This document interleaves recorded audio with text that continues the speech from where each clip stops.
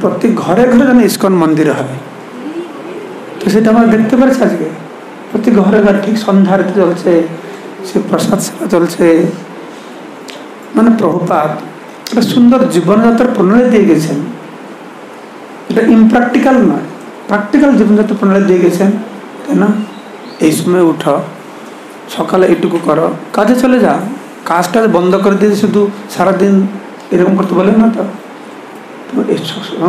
কাজে যাওয়ার পূর্বে এইটুকু করো, কাজ সুন্দর সুষ্ঠুভাবে করো, ভালো ইনকাম করো, ভালো পরিবার ভরণ পোষণ করো, যত বেশি পয়সা হবে ইস্কনকে দাও।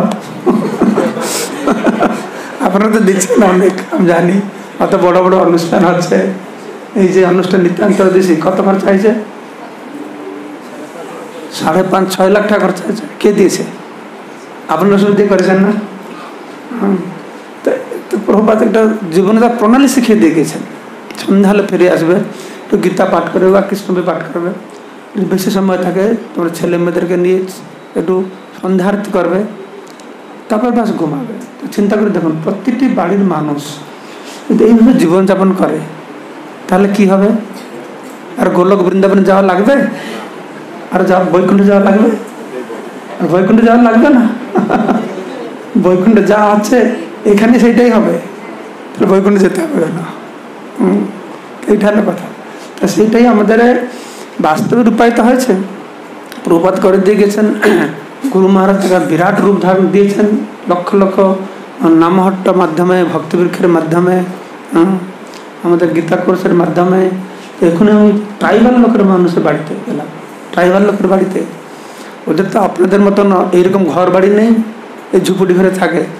ওরা কি বাঁশ কেটে মাচা বানায়, মাচা বানিয়ে সে সুন্দর অল্টার বানায়। প্রতি ঘরে একই স্টাইল ট্রাইবালদের, মাচা বানিয়ে এখন তার ভিতরে ঠাকুরের ফুল টুল দিয়ে করে খুব সুন্দর পরিবেশ। সে ঝুপড়ি ঘর, ভিতরে প্রবেশ করলে মনে হচ্ছে বৈকুণ্ঠ আসলো, এত সুন্দর পরিবেশ করে দিয়েছে।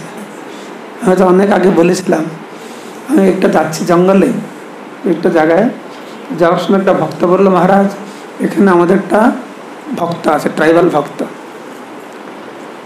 আমি ঠিক চলে যাই। আর ওদের ঘরে তো তালা চাবি নেই, কিছু তালা চাবি লাগে না, ঘর তো কিছু নেই, তালা চাবি যাবে এটা কি? আর ঘরে ঢুকে দেখছি সে একটা কোনায় একটা চুলো মানে কি দুটো ইট, সেটাই চুলো, বাস দুটো ইট রেখে দিয়েছে। আর এইটুকু করে দুটো কড়াই, এই হাঁড়ি, সিলভার হাঁড়ি, বাস, আর কিছু না। একটা কোণে আর একটা কোণে কাপড় চোপড়, মানে কি একটা রশ্মি দড়ি ঝুলছে, তারপরে 2-4টা কাপড় ঝুলছে, বাস এটা কাপড়। আপনাদের মতন সব ভরে, আলনা ভরে, কি মানে কি সে আলমারি ভরে, অত সে টাই এসব কিচ্ছু নাই। এটাকে বলে সিম্পল লিভিং, হাই থিঙ্কিং। খাট পলং কিছু নাই, সোফা টোফা কিছুই নাই, সোফা আসবে কোথায়? তার ঘুরে ঘুরে দেখছি কিছু ট্রাঙ্ক, এটা ট্রাঙ্কও নেই ভিতরে, ট্রাঙ্ক জানো তো, ট্রাঙ্ক সেটাও নেই। দেখছি একটা জায়গায় কাপড় ঢাকা দিয়ে আছে, আমি বলছি এখানে তো ট্রাঙ্ক ফ্রাঙ্ক রেখেছে। তো কাপড়টা খুলে দেখছি তো রাধা মাধব ফটো, নরসিংহ পঞ্চবত্ত। ও কি করেছে, দুটো বাঁশের গ্লাস বানিয়েছে, বাঁশ তো প্রচুর, ওখানে বাঁশ কেটে বাঁশ দিয়ে একটা গ্লাস বানিয়েছে, সেখানে জল দিয়ে তুলসী দিয়ে জঙ্গলে চলে গেছে কাজ করতে। এরকম হয়েছে।